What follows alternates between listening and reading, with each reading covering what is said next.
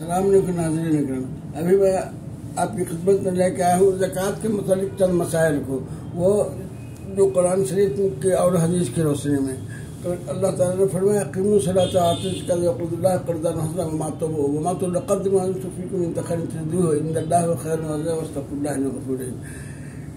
अब रहा कि ज़कात के अलावा भी कर्ज़न हसना के मुतालिक बातें हैं जो मैं बाद में डिस्कस करूँ। अभी मैं उस मसाइल को डिस्कस करूँ कि ज़कात जो है उसका निसाब क्या है। सबसे ज़रूरी चीज़ है ज़कात और निसाब कब से देना है।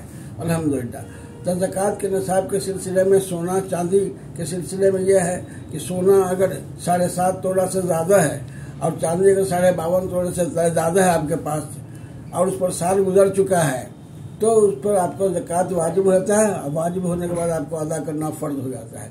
अब आ जाइए मसला ये कि साल कमरी साल है 355 दिन का, इतने दिन मुद्दत गुजर जानी चाहिए, या फिर अंग्रेजी साल के हिसाब से 365 दिन का भला। अब साल को मुकर्रर करने के बेहतर है कि लोग रमज़ान टू रमज़ान दे दें, क्योंकि कमरी साल घूमता रहता है, कभी रमज़ान जनवरी में आता है, कभी फरवरी में, कभी मार्च में। इस तरह से हर 3 साल पर 1 महीना आगे पीछे हो जाता है। तो बेहतर यह है कि ज़कात के लिए हम एक महीना मुकर्रर करने हैं, वो रमज़ान का है। इसमें फ़ायदा दो है कि हम जो कुछ भी अल्लाह की राह में देंगे उसका सवाब हमको 10 गुना से लेकर 700 गुना तक ज़्यादा मिलेगा, और अल्लाह चाहे तो अपनी मर्ज़ी से उससे ज़्यादा भी खुश होकर के दे सकता है।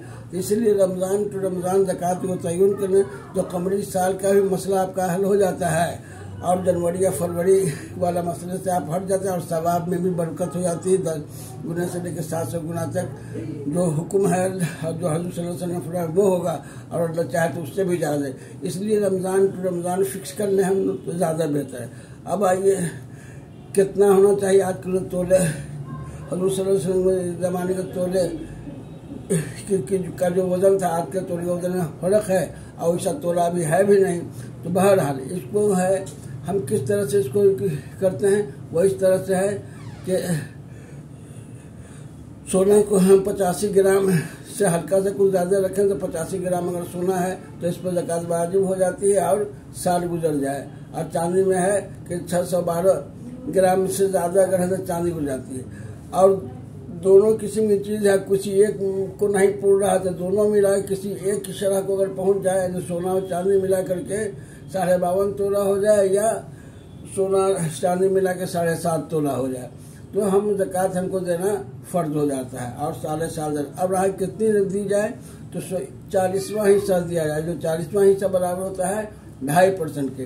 ये तो हो गया सोना चांदी का ज़कात। इसी तरह से अगर हम प्रॉपर्टी डीलर हैं या हम शेयर बाजार में है, मार्केट में है, मेरे पास स्टॉक है, तो उस स्टॉक का भी साल गुजरने पर नफ़ा समेत जो हमारी रकम आती है उसमें से 2.5% ही देना है। इस पर इजमा है। बहरहाल अब बुखारी शरीफ की हदीस के हवाले से, बुखारी शरीफ के 1454 और 1459 में ज़कात के तमाम मसाइल 80% तक हल हैं, जिसमें 8-10 तरह की चीज़ों पर ज़कात देना है। हम सिर्फ तनख्वाह कमा करके हम अपनी रोज़ी नहीं पूरी करते हैं, बल्कि खेती है, बाड़ी है, बकरी है और दीगर ज़राए हैं, भेड़ है, बकरी भी पोसते हैं। ये सभी चीज़ें हम पोसते हैं, पालते हैं, इन पर भी ज़कात है, खेती बाड़ी पर भी ज़कात है। आई उस हवाले से ये है कि अगर हम खेती करते हैं और 750 किलोग्राम हमारे पास गल्ला हासिल होता है, और ये हमको अब पाशी करने की ज़रूरत नहीं, इरीगेशन करने की ज़रूरत है, हमें कुदरती बारिश से हमको ये 750 किलो हमको मिल जाता है कोई भी गल्ला, तो उसमें हमको 10% देना है, क्योंकि नेचुरल बारिश है।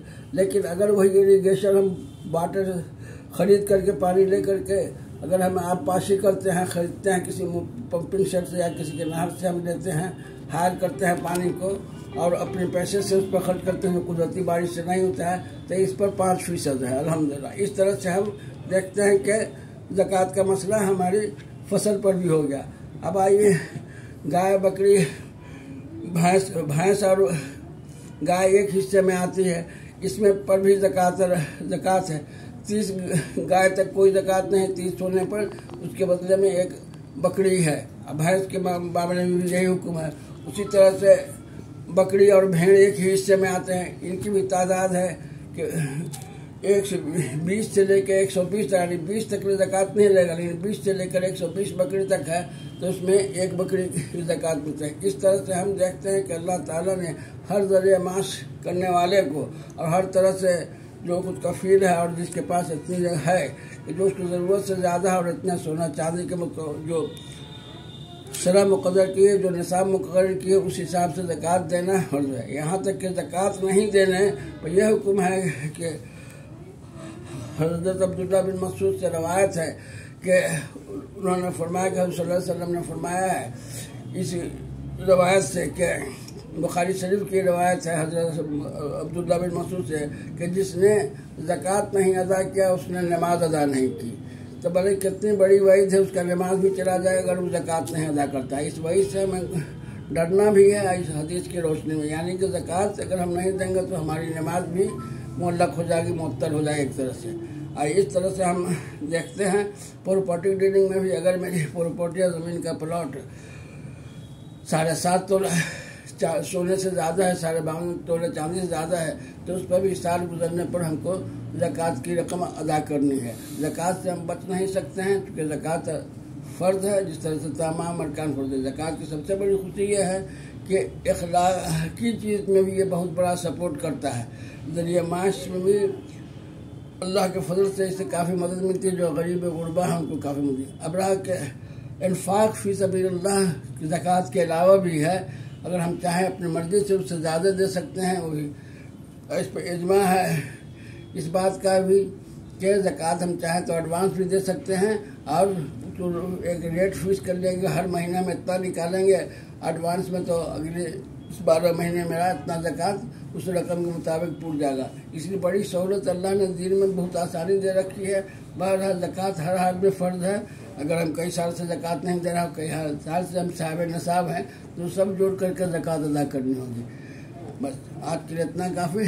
ज़कात के मुतालिक हदीस का भी जो नंबर हमने कोट किया बुखारी के मुतालिक और कलाम शरीफ के हाथ की जो दोहराई है, इनको आप तस्दीक भी ज़रूर करना, चूँकि मैं आलिम फाजिल या मुफ्ती या काजी नहीं हूँ।